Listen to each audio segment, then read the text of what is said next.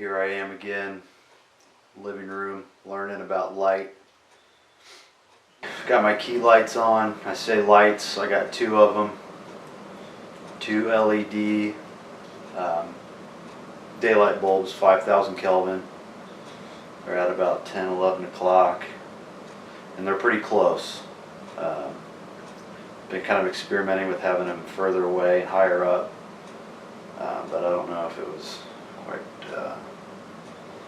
what I was looking for. So we'll see how my key light is. Turned on my, got my fill light on. Same bulb, daylight bulb, 5,000K, and they're all bagged with my homemade white trash bag diffuser. I just think it's the only thing around here that that works best, so I'm going to do it. Curtain's still drawn, daylight's really funky. It's like a strobe light, just going in and out. Now I see why people black out rooms and get their lighting right before. If it's just inconsistent, it can just mess with everything. Backlight is on. It's just a exposed bulb, the same as the other three. Just on a desk. It's on a lamp on a desk, on a little stool. So we'll see how that turns out. The last video I had a CFL back there, and I said it was not omnidirectional. It turns out it was omnidirectional. I guess all these LEDs are as well. When I first started reading about bulbs, I guess I had thought that all incandescents were omnidirectional, and these LEDs and CFLs were 180 degree lighting, but I guess they're all made that way, so we'll see how this setup goes. Curtain's still drawn. So this was my first foray into the daylight bulbs, the brighter 5,000K bulbs. It's kind of like the last video. These are 4 LED bulbs and lamps that we have here around the house set up, just with the white plastic bags on them. So it's definitely all homemade DIY. So we'll see how it turns out. I don't know if it's something that I'm looking for.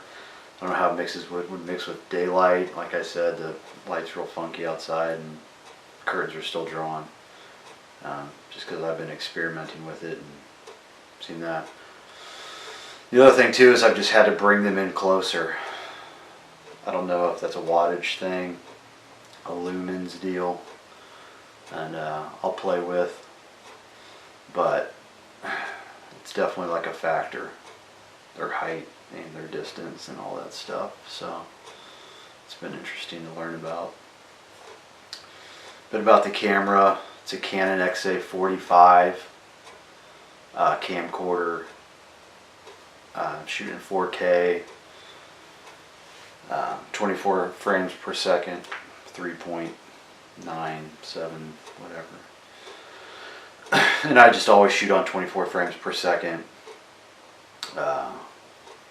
Just because when I started to get into when I got the camera and started to get into this, I come at it from a film cinematic perspective, so just kind of always what I shoot at. And even this light, so the lighting that I'm interested in, I mean, it's just subtle cinematic. I'm just looking for subtle, natural kind of looking light. And even this seems like it's like extreme to me, just so I can imagine what it's like. You know, you see some of these professional shoots and just their lighting setups, and they use so much light. I can see why people looking for that kind of professional videographer look. A lot of the talking head interviews and stuff like that might get You can see why. Some stuff is overly lit probably, but I think that's just a matter of, I guess, taste. It's the more professional look, you know, that people want to see. But yeah, so 24 frames per second at 2.4 aperture, and so that's really why aperture is really why I kind of started looking into lighting and all that, because when I first got the camera I was constantly just jacking with the aperture, and I was just, as opposed to just shooting at the apertures that I wanted to shoot at, just at the lower ones. And again, there's nothing wrong with shooting at higher apertures, just people do them and they look great, a lot better than anything I could do, but I just, for some reason, I just wanted to pick low and go with it. I don't know why. Maybe it's just a depth thing or something like that. But so yeah, there's that. Of course, 1/48, no gain, 0 gain. When I first got it, I didn't know a lot about gain, and it turns out these camcorders, a lot of 4K camcorders can get super noisy. So I started to see that, so I just tried to turn down the gain. But I think that's why people use them. The automatic settings, I think, they just jack up the gain, and like for the low light stuff. But yeah, definitely for just, these things are great because you can just turn it on, hit automatic, and just go for just running and gun shooting, and it turns out looking pretty good. So 0 gain, focus. My first video, I was by myself. I tried to manually focus it, just distance, and this I had Danny stand in. Still rolling. Ha ha ha ha ha! I got you. Oh, that was really embarrassing. Kind of try to get more in focus. I had the autofocus on, but it's something I don't know if I want to get in the habit of using it all the time. And it's just automatic white balance. That's something I haven't gotten into. I don't know.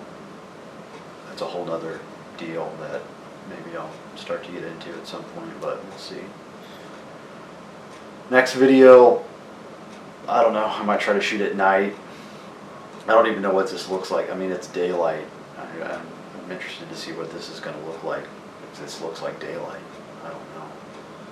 But maybe I'll try to shoot at night back with the 2700 Kelvin. And then I want to learn how to just light a room, light a space, so I don't have to, so you can shoot wide and move a camera and all this stuff. Obviously this is all stills, the camera's not moving. I mean, you couldn't move the camera 3 feet without hitting a light. So that's kind of something I'm interested in as well. But learning light too.